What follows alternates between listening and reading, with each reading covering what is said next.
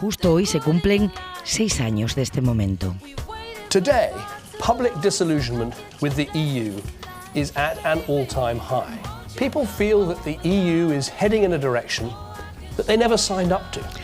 Es David Cameron anunciando su intención de celebrar un referéndum sobre la permanencia del Reino Unido en la Unión Europea. Era una opción que siempre había rechazado, pero la presión le llegaba desde dentro y desde fuera de su partido. Dentro apretaban los Tories euroescépticos y fuera los ultras del UKIP. Así que Cameron dio una patada al balón, abrió la espita del referéndum. En el 2013 dijo que lo convocaría si ganaba las elecciones del 15, las ganó por una amplia mayoría que le hizo imposible desdecirse de esa promesa. Han pasado 6 años, Cameron es historia y encima de la mesa tenemos su herencia, este caos. Simon Manley, embajador del Reino Unido en España, buenos días. Muy buenos días. Un placer, como siempre, tenerla aquí. Para mí también. Antes de empezar la conversación, voy a pedir ayuda, voy a pedir auxilio a nuestra corresponsal en Londres, a Begoña Arce. Buenos días, Begoña. ¿Qué hay? Buenos días. Porque casi he perdido el hilo de dónde estamos, Begoña. Bueno, pues el hilo está muy enredado, porque después de aquel referéndum del 2016, la primera ministra Theresa May presentó un plan de salida del Reino Unido de la Unión Europea. Era un plan que se negoció, se renegoció en Bruselas durante muchos meses y aquí en el Parlamento y en la calle nunca convenció plenamente a nadie, porque el Brexit y su interpretación ha dividido a la clase política, a los partidos, al gobierno y divide completamente al país. Finalmente, en noviembre, los 27 firmaron un acuerdo, pero ese acuerdo necesita la ratificación del Parlamento británico para ser válido. Cuando May lo presentó a votación de los diputados el pasado día 15, sufrió, como sabemos, una derrota sin precedentes por un margen de 230 votos. A pesar de eso, la primera ministra sigue en el cargo, sigue intentándolo. El próximo martes volverá a someter a votación ese plan supuestamente remodelado. Ese día, miembros de todos los partidos van a defender unidos enmiendas básicamente para impedir una salida del Reino Unido sin acuerdo. Es el principal punto, el más urgente en estos momentos, evitar una previsible catástrofe, ampliar el plazo de salida, porque el 29 de marzo, la fecha oficial para marcharse, está ahí. Menos mal que existes, Begoña, porque este mapa es imposible de trazar en menos tiempo que tú. Muchas gracias. Un abrazo. Hasta luego. Embajador, hablábamos en este estudio hace 3 meses, estamos en el mismo sitio físico y en el mismo sitio político, pero el contador de la cuenta atrás sigue activado. ¿Contempla de verdad la posibilidad de un Brexit sin acuerdo en el mes de marzo? Bueno, es una posibilidad. Bueno, muchas gracias por los recuerdos de esta mañana de hace 6 años. Estuve ayer allí con David Cameron como su director de Asuntos Europeos. Y bueno, creo que avanzamos. Avanzamos porque tenemos un buen acuerdo con nuestros socios europeos. El acuerdo de noviembre es un buen acuerdo, es todavía la posición del gobierno.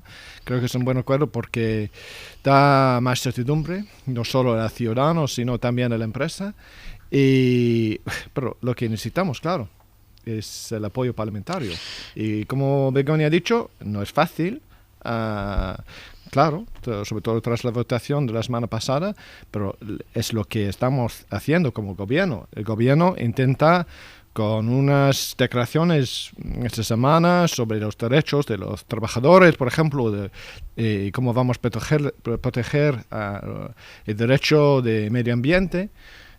El gobierno intenta lograr este apoyo parlamentario para que podamos avanzar hacia una salida ordenada de la Unión Europea y hacia una negociación con nuestros socios sobre la relación que tendremos en el futuro, una relación que queremos sea positiva, constructiva, estrecha. Ojalá, embajador. Ojalá. Esta es una mesa 5, Teodoro León Gros, desde la SER en Málaga. Adelante, Teo. Bueno, es un hecho, embajador, que durante la campaña hubo muchos mensajes falsos. Es algo que se ha investigado y sobre lo que ya se ha publicado mucho, ¿no? Incluso hay buena información e informes de institutos británicos como Statecraft que habla de la injerencia rusa. ¿Cree que ahora, 2 años después, hay más claridad, hay buena información en la sociedad, o seguimos realmente en esa división terrible que hay en la sociedad, o muy acusada que hay en la sociedad, a la que se refería la corresponsal en Londres? ¿Cree que esa división se basa en una buena información o se sigue basando en una enorme confusión? Bueno, creo que que la cuestión es difícil, es complicada. No es fácil entender todo nuestra pertenencia a la Unión Europea y la manera en la que vamos a salir. Pero creo que cuando hablamos a los políticos británicos, a los ministros, yo he hablado en los últimos días con unos ministros británicos, y sabes que en nuestro sistema, cada semana, cada viernes normalmente, los políticos, incluyendo los ministros, vuelven a sus circunscripciones. Ya. Escuchan las preocupaciones, los problemas de sus votantes. Y los ministros me dicen que, bueno, cuando llegan esos días a sus circunscripciones, muchos de los votantes que votarán hace 12 años y medio para salir de la Unión Europea dicen, pero ¿por qué hay tantos problemas? Hemos votado ya. ¿Por qué los diputados no respetan la opinión, la voluntad popular para salir de la Unión Europea? No entienden por qué hay tantos problemas. Bueno, yo pensando, embajador, también en el mapa internacional un poco, ¿no? Yo creo que el Brexit cabe interpretarlo como una reacción también nacionalista y antieuropea de una parte importante del electorado británico. Lo que quería preguntarle es qué relación cree que tiene, si es que cree que tiene alguna, con procesos que se están dando en el resto del mundo, pues no sé, como el resurgir de este nacionalismo ultramontano español, como el resurgir de los populismos ultranacionalistas y ultraconservadores en Estados Unidos, este auge de la derecha en América Latina, en general resurgir de todo tipo de arcaísmos nacionales y religiosos en todo el mundo. ¿Cree que tiene alguna relación la posición de esta parte de los británicos con todo este movimiento que podríamos calificar en conjunto de resurgir de los arcaísmos?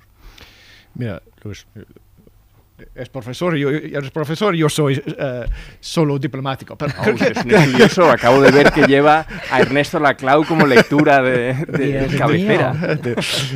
¿Y esa lectura? De los años universitarios. La universidad. En mi época era estudiante de ciencias políticas. Pero, mira, creo que la decisión del pueblo británico tenía muchas raíces, muchas razones, ¿no? Pero es verdad que vimos todos momentos difíciles en la política, no solo en la política británica, sino en la política española, francesa, otros, ¿no? Sobre todo por los efectos de la crisis, ¿no? Una crisis que fue muy profunda, no solo a nivel económico, sino también a nivel político. Pero lo que intentamos hacer como gobierno ahora mismo es unir el país.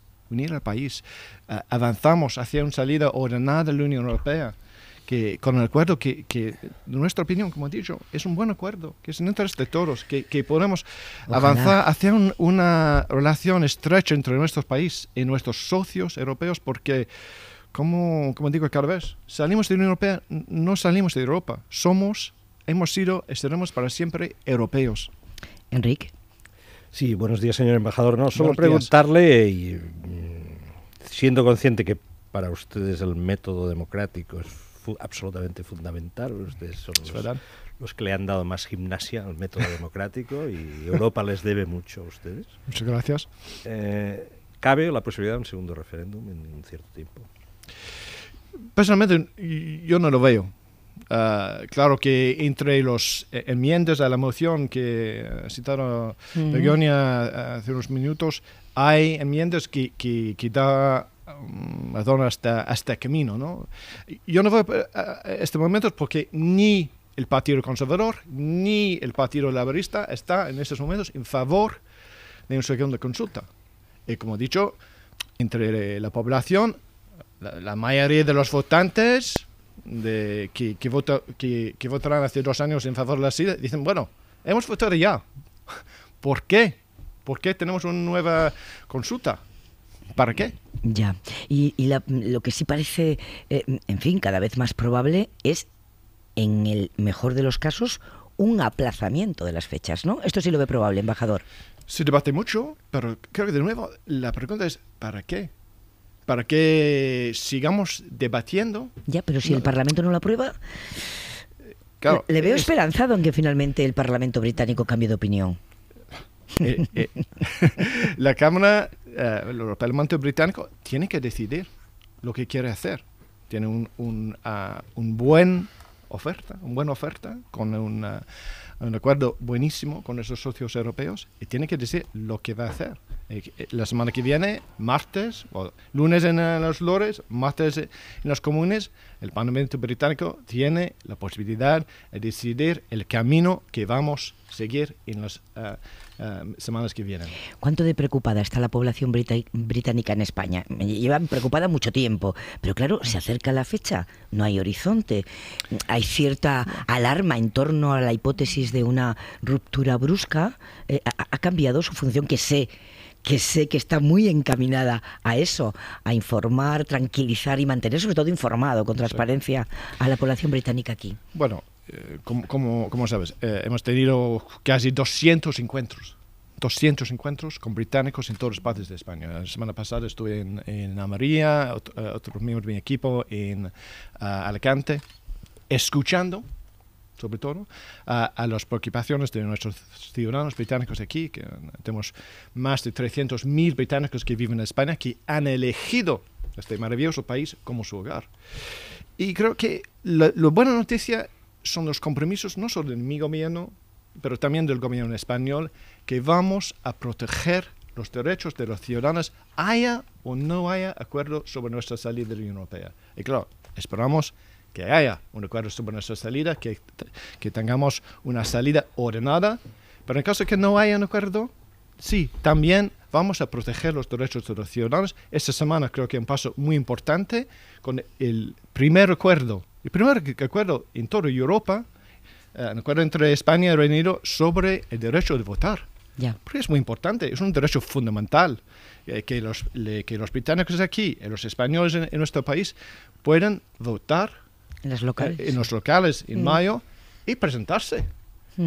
Tenemos casi 40 consejeros británicos en ayuntamientos españoles y españoles que son concejales en ayuntamientos británicos en nuestro país. Estamos orgullosos de su contribución a nuestras grandes democracias. Ese compromiso sobre los derechos y la situación de los británicos en España se da a la inversa, se da de los españoles en Reino Unido, porque claro, en el caso de Reino Unido se refiere a toda la inmigración comunitaria, que somos todos los europeos, no solo los españoles, y es evidente que lo que ustedes han padecido, y déjenme utilizar este verbo, pero ha dividido la sociedad y ha hecho crecer cierta xenofobia, embajador.